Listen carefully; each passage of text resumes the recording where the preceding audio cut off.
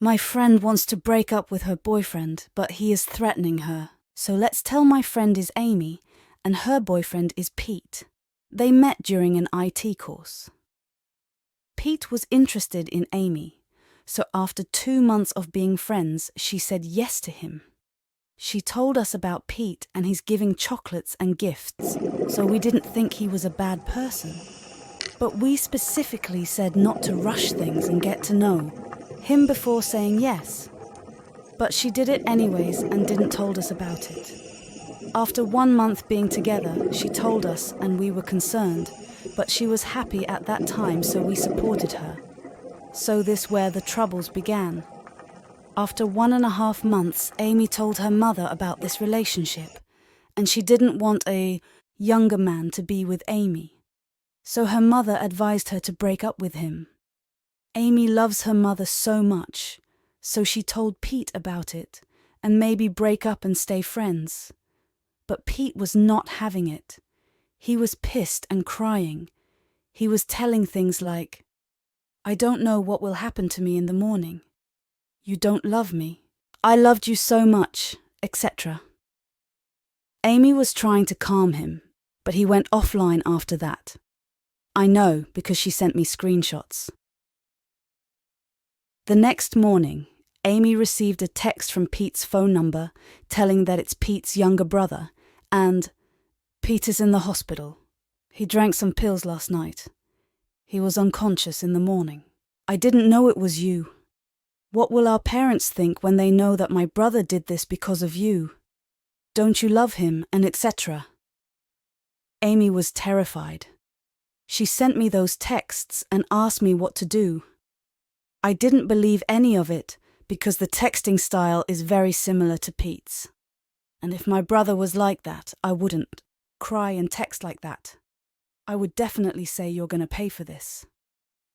So this all happened near 11 a.m. Younger brother told us.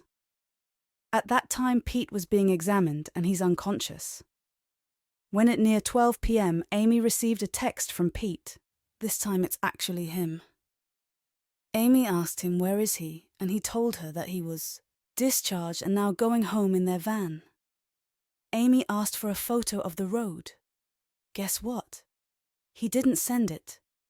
I told Amy to try get something out of him and act like you believe in him. So she did that and asked again and again, and he sent her a photo. We can clearly see he's walking on a busy road. There were so many clothing stores around that area. So Amy asked, "Why are you walking after being discharged minutes ago? It's noon, so it's really hot." He told her that her mother took her to get some clothes because he has to go to a city in our country, to get more medical exams. Well, the lies were caught, but we didn't want to let that go easily. So Amy asked about what did doctor say, what happened at the hospital, and etc. But he was struggling to answer. So Amy confronted him, but he did not admit to anything. So she didn't talk with him for a while. There is a mutual friend, and let's say her name is Ashley. She's 21 years old too. Pete talked to her and told her that Amy's not believing me. I was at the hospital and I told the truth and things. So she told this to Amy. And Ashley was basically telling Pete was innocent. You should talk to him. But Amy told her he lied. And when Ashley asked him, he sent her some reports and claimed that it's his reports, and he got it from the hospital. Pete didn't send us those. So Ashley sent those to Amy, and Amy sent those to me. I told her to wait, and I sent those to my sister, who is a nurse. Guess what? Pete now have very big stones in his bladder. I was laughing so much, and I sent everything to Amy. She was heartbroken, and she asked Pete about this. After few hours of fighting, Pete finally admitted that he lied. Those reports are his grandfather's reports. He told Amy that her did these things to keep her from leaving him, and he loves her so much. Amy didn't reply, so Pete told Ashley about this, and also Ashley is telling Amy that Pete loves you so much, that's why he did all of this. I didn't feel like that. Love, because if we talk about Amy, she is not in a very good mental state. There are so many reasons for that. The breakup, her parents are strict. She can't go out with friends. She has to take care of her brother's kids, etc. As her boyfriend, he should know this will affect her. I saw the change in Amy after this big lie, so I thought maybe I can talk with Pete about this. I messaged him and told him I was very friendly. Can you think about Amy for a minute? She's suffering. I know her very much. She's changing, don't ruin her head. Pete didn't like I was telling him what to do. He told me, Staffo, don't tell me what to do. And cursing at me. I didn't want to talk to him. So I told Amy he's not going to change. Think about it and do the right thing. At that time, Ashley and Pete was guilt-tripping Amy to get back together. I was furious just by looking at those texts because Pete was wrong. But he was acting like he's right, and Amy is ruining his life. It's a 2-month relationship there, nothing to ruin, they only talk online. I know Amy, and when she asked to break up, she was telling it like, let's break up for now, and in the future, let's see. I don't think she's wrong for that. So guess what happened?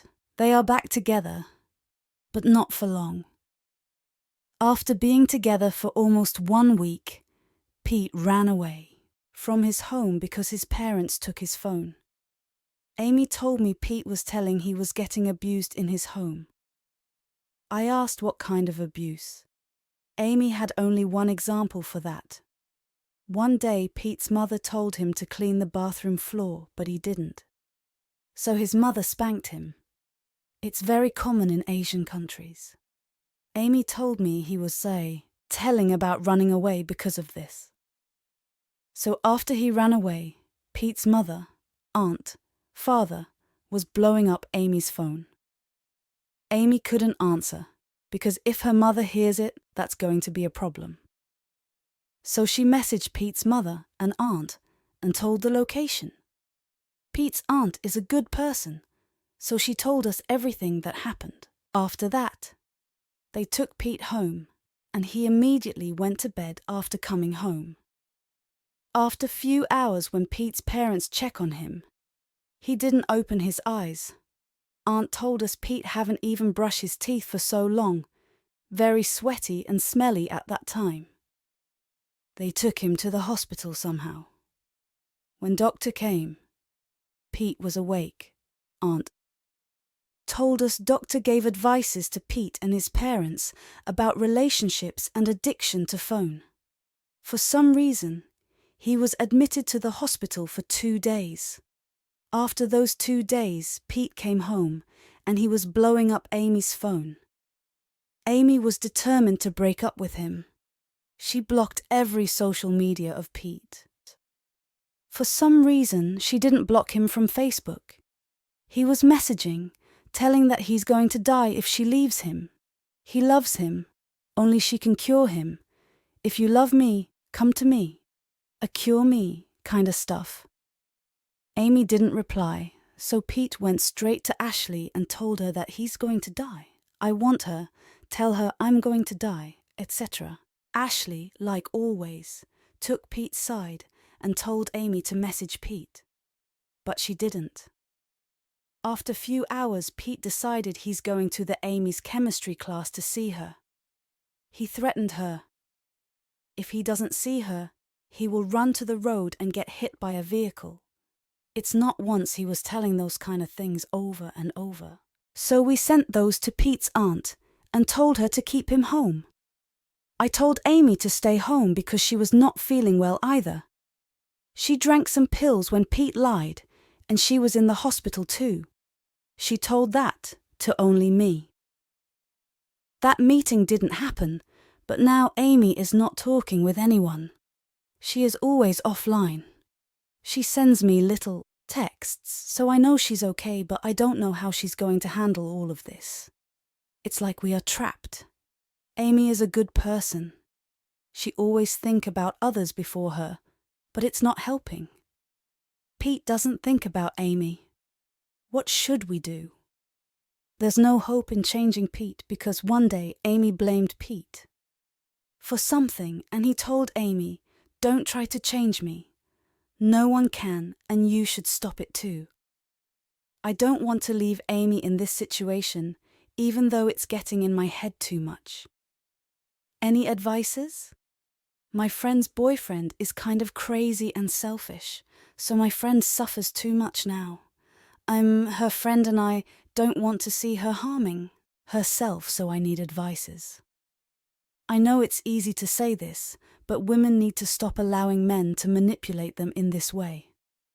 It is insidious and criminal, both metaphorically and literally, depending on the circumstances.